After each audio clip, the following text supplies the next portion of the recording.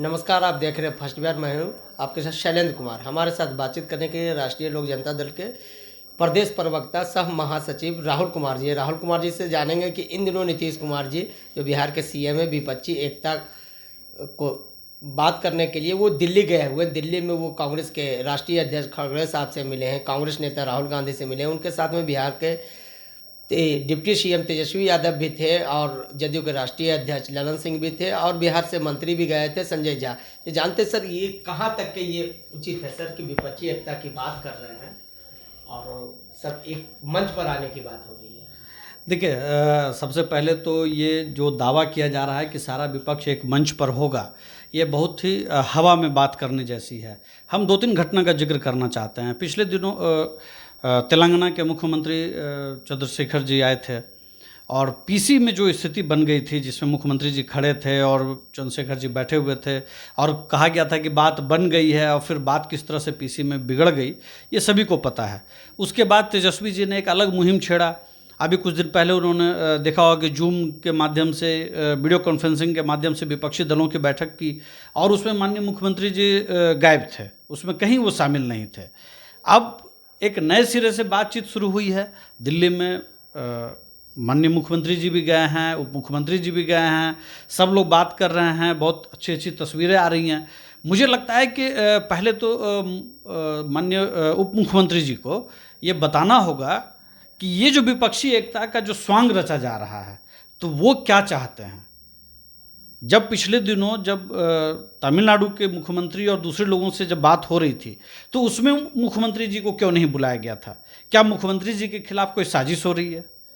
क्या वो उनको मुख्यमंत्री बनने की बहुत हड़बड़ी है? वो चाहते हैं कि जल्दी जल्दी उनको किसी तरह से सेटल कर दिया जाए? दूसरी बात, जो दूसरा पक्ष है जो मैं कहना चाहता हूँ कि माननीय मुख्यमंत्री जी ने कई बार खुले मंच से कांग्रेस से अपील की, उन्होंने दुख जाहिर किया, उन्होंने अपना फ्रस्ट्रेशन भी दिखाया कि हम चाहते हैं लेकिन वो हमसे मिल नहीं रहे हैं या बुला नहीं रहे हैं। तो ये तो एक हुआ ना कि ज़बरदस्ती आप गले लग रहे हैं। और कल जो तस्वीर आई है राहुल गांधी के सामने, जिस तरह से बिहार के मुख्यमंत्री झुके हुए हैं, मैं समझता हूँ कि जिनका इतना शानदार करियर का दावा किया जाता है और वो सिर्फ एक प्रधानमंत्री जिसकी कोई संभावना नहीं दिखाई दे रही है। 2024 की पॉलिटिक्स में कहीं कोई संभावना नहीं है, लेकिन इसकी संभावना वो तलाशने के लिए वो तमाम नेताओं के सामने झुक रहे हैं। उनको लग रहा है कि किसी तरह से हमारे लिए एक वो हो। तीसरी बात जो मैं कहना चाहता हूँ कि इस देश के अंदर जो राजनीतिक बदलाव होते हैं, पहले उसको ठीक से समझना पड़ेगा। इस देश का अपना एक इतिहास है। 1967 में सबसे पहली बार गैर कांग्रेसी दलों की सरकार कई राज्यों में बनी। छात्रों का आंदोलन था, जनता का दबाव हुआ, तब विपक्षी दल एक साथ आए और उन्होंने कई राज्यों में परिणाम को बदला। 74 के आंदोलन में जब जेपी का आंदोलन जब हम याद करते हैं तो पहले जनता का दबाव हुआ, उनके अंदर फ्रस्ट्रेशन था, वो एकजुट होना शुरू हुए, तब जेपी उस मूवमेंट को लीड किया और तब डिफरेंट पार्टियां एक मंच पर आईं।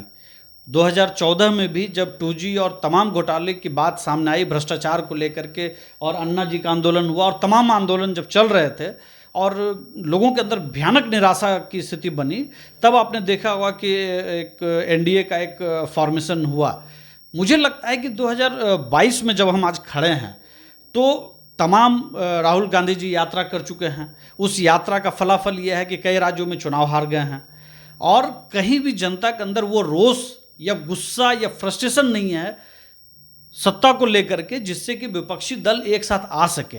अब ये क्यों आ रहे हैं? आप पूछेंगे कि भाई फिर भी क्यों आ रहे हैं? तो तेजस्वी जी भ्रष्टाचार के मामले में बहुत संकट में हैं, चंद्रशेखर जी का भी परिवार बहुत संकट में है, आम आदमी पार्टी का परिवार संकट में आप देख रहे हैं। तो और ममता बनर्जी हैं, अखिलेश जी हैं, तमाम सवाल हैं कि क्या ये सारे विपक्ष के लोग सिर्फ इसलिए एक साथ आना चाहते हैं कि अपने अपने जो ऊपर आरोप लगे हुए हैं उसको हम ये कर सकें। चलिए, ये सब चीज़ों को आप अलग कर दें। अब सवाल अंतिम है, प्रधानमंत्री का चेहरा कौन होगा? क्या पश्चिम बंगाल के मुख्यमंत्री ममता बनर्जी नीतीश जी के चेहरे पर मान जाएंगी? क्या केजरीवाल जी ने कल कहा जो एक लाइन कि पहली मीटिंग में ही सब कुछ तय नहीं हो जाता है, तो क्या केजरीवाल जी भी अपनी दमित इच्छा जो है उसको जाहिर करना चाहते थे? क्या चंद्रशेखर जी नीतीश जी और कांग्रेस दोनों को मानने के लिए तैयार हो जाएंगे? क्या स्टालिन नीतीश जी को मानने के, जो बैठक में बुलाने के लिए तैयार नहीं है नीतीश जी को, क्या वो मान जाएंगे? क्या शरद पवार जिस तरह से उन्होंने जेपीसी को लेकर के उन्होंने कहा, अडानी से जुड़े हुए मसले पर जिस तरह उनका रुख सामने आया है, क्या वो नीतीश जी के नाम पे या विपक्षी एकता के नाम पर मान जाएंगे? तो ये सारी कवायद जो है जनता को भ्रम में डालने की कोशिश है। बिहार के अंदर कोई काम नहीं हो रहा है। आप देखिए, जब नीतीश जी, जब मुख्यमंत्री जी जब दिल्ली के दौरे पर थे तो बिहार के अंदर शिक्षक आंदोलन में थे, बैंक लूटे जा रहे थे। इस तरह की कई ऐसी घटनाएं हैं जो मैं कह सकता हूं कि महागठबंधन के स्वरूप लेने के साथ ही बिहार के अंदर बहुत एग्रेसिव तरीके से आया है और बिहार की जनता इस बात के लिए कतई तैयार नहीं होगी। हर किसी की भावना होती है कि अपने राज्य का प्रधानमंत्री हो, लेकिन जब सुनिश्चित नहीं हो तो क्या वो तेजस्वी जी को मुख्यमंत्री के रूप में या उनके द्वारा सत्ता चलाने के किसी प्रयास को स्वीकार कर पाएंगे? क्या जमीन पर जो संघर्ष है क्या उसके लिए जनता तैयार होगी? तो एक बहुत बड़ा क्वेश्चन मार्क है कि ये महागठबंधन ही संकट में है और इसका कोई भविष्य नहीं है, जदयू का कोई भविष्य नहीं है। आने वाले दिनों में ये बहुत सारे दरवाजे जाएंगे और फाइनली इनको खत्म हो जाना है, विलीन हो जाना है, किसी न किसी पार्टी में विलय होगा। ये 24-25 के बाद इनका नाम लेवा नहीं बचेगा।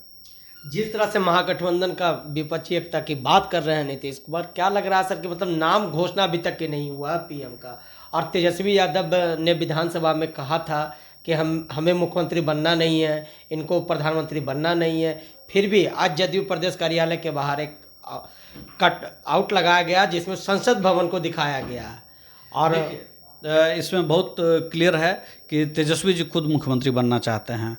ललन बाबू की भी अपनी एक इच्छा है कि हमको मुख्यमंत्री ही बना दिया जाए।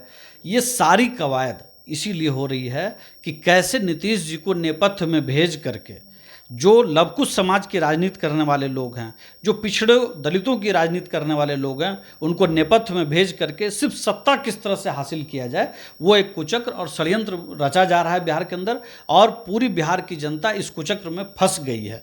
माननीय मुख्यमंत्री जी को सपना दिखा दिया गया है कि आप प्रधानमंत्री बन सकते हैं, प्रधानमंत्री नहीं बन सकते हैं तो कन्वेनर ही कम से कम बन सकते हैं। लेकिन नीतीश कुमार जी, तेजस्वी जी बोलते हैं कि आप न उनको प्रधानमंत्री बनना है न मुझे बनना है, लेकिन फिर जदयू ऑफिस के बाहर एक शानदार कटआउट ये संदेश देते हुए आ जाता है कि भाई हम प्रधानमंत्री बनना चाहते हैं। तो इतना कन्फ्यूजन है, इनको बिहार संभल नहीं रहा और चले हैं दिल्ली का सपना देखना।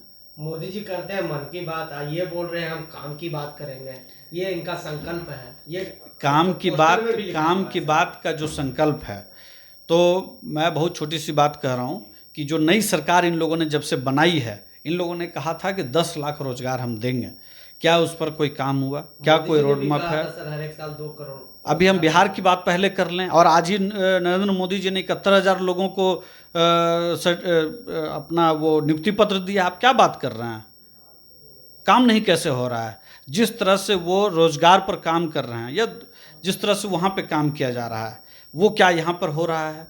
यहाँ पे एक अलग तरह का पेचीदा सिस्टम बनाया जा रहा है जिससे लोग फंस रहे हैं। शिक्षक नियुक्ति की बात आप कर लीजिए, इन्होंने नियमावली निकाली है। जी, नियमावली की बात पर मैं आता हूँ। आरजेडी ने कहा था अपने चुनावी घोषणा पत्र में कि हम जो भी अभी तक टीचर्स हैं उनको हम नियमावली लाएंगे और उनको परमानेंट करेंगे। लेकिन अब उन्होंने क्या कर दिया, बिहार के अंदर 3 कैडर होगा। अब वो तमाम शिक्षकों ने, आपको याद होगा पोस्टल बैलेट को आप निकाल करके देख लीजिए, उस सब टीचर्स ने दिया था तेजस्वी जी को वोट किया था।